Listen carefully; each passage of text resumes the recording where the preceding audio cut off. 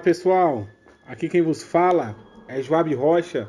Estamos aí para mais uma reflexão diária, né? Eu gostaria de convidar você que não é inscrito no nosso canal para que você venha se inscrever, deixe seu comentário, deixe seu like, a fim de que essa reflexão ela também possa chegar até mais pessoas, que mais pessoas elas possam ser impactadas, né, pelo poder dessa reflexão que você também está ouvindo, né? Nós estamos falando aí sobre o medo.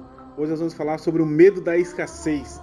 E não se esqueça disso, né, que no final eu também estarei fazendo uma oração pela tua vida, para que Deus continue abençoando, abençoe a sua família, né, você e a sua família. Eu gostaria de ler um texto em Mateus, capítulo de número 14, eu gostaria de ler o versículo 15, 16 e o 17, que diz assim: Ao cair da tarde vieram os discípulos a Jesus e lhes disseram: O lugar é deserto e vai adiantada a hora, despede, pois, as multidões, para que, indo pelas aldeias, compre para si o que comer.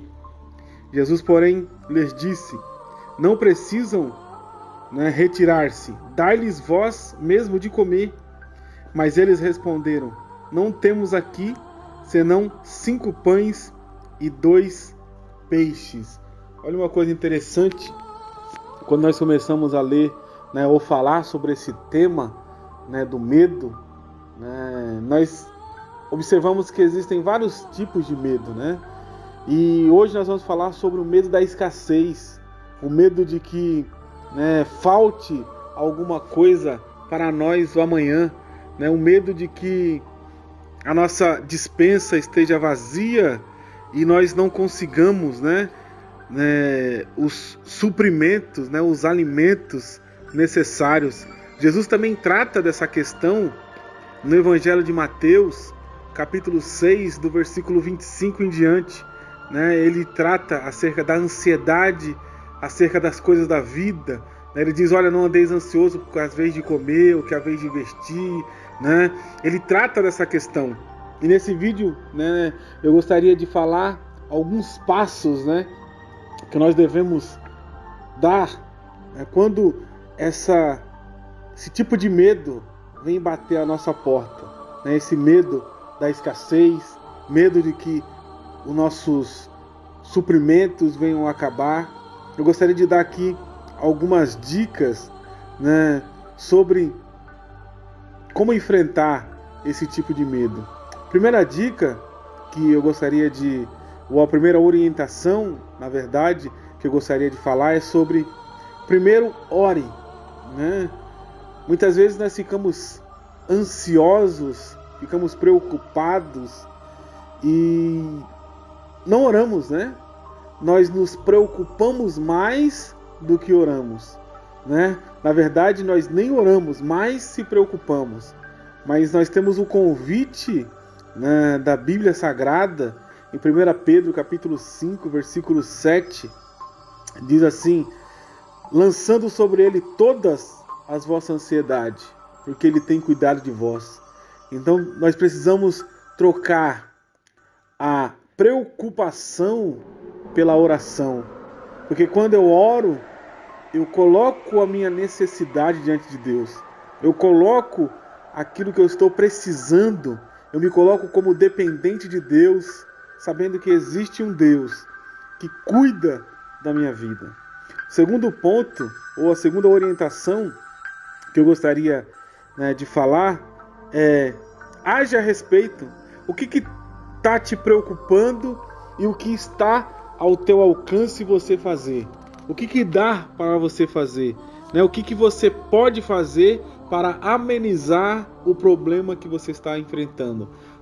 Qual é a atitude que você pode tomar a fim de que aquilo que você está passando melhore? Às vezes nós caímos no equívoco de esperar que Deus haja em 100% de uma situação, nos esquivando daquilo que nós precisamos fazer.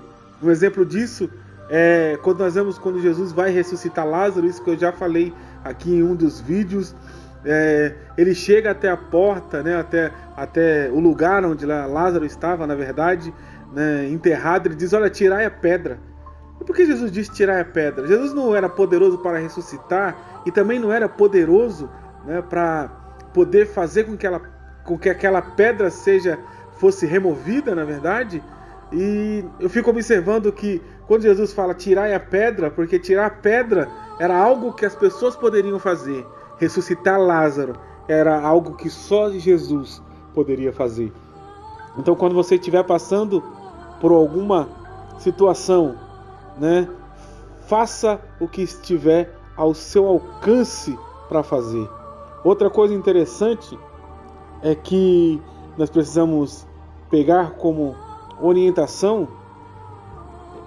una forças com os seus irmãos, né? Compartilhe, né, a sua aflição com as pessoas queridas que estão ao seu redor, os irmãos em Cristo. Então, estou dizendo para você, né, compartilhar a sua vida com todas as pessoas. Eu estou dizendo para você compartilhar a sua vida com pessoas de oração, com pessoas de Deus, que vai poder te ajudar, te dar uma palavra, né?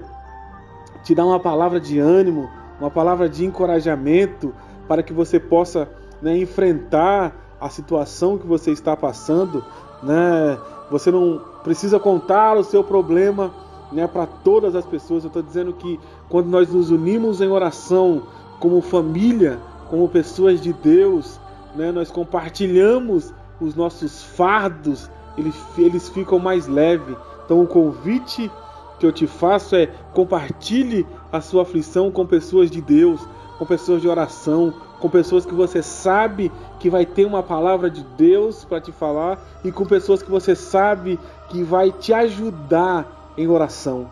E por último, que eu gostaria de falar: lute para que Deus seja o suficiente, né? Lute para que a sua suficiência seja em Deus.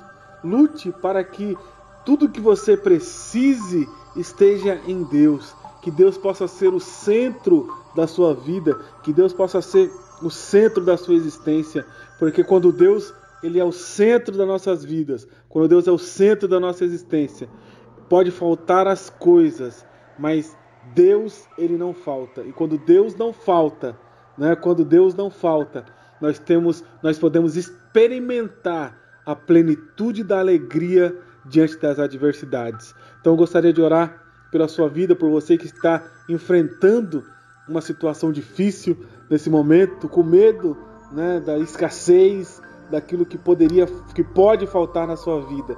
Eu vou orar pela sua vida nesse momento. Senhor Deus, vá ao encontro, ó Pai, essa pessoa que está preocupada, Senhor, com medo que os seus recursos se acabem. Senhor amado, que o Senhor possa ir ao encontro dessa vida, suprir as necessidades, que ela possa entender, Senhor, que o mesmo Deus que cuidou de Israel é o mesmo Deus que cuida do seu povo nesse século presente. É isso que eu te peço e te agradeço. No nome de Jesus. Amém.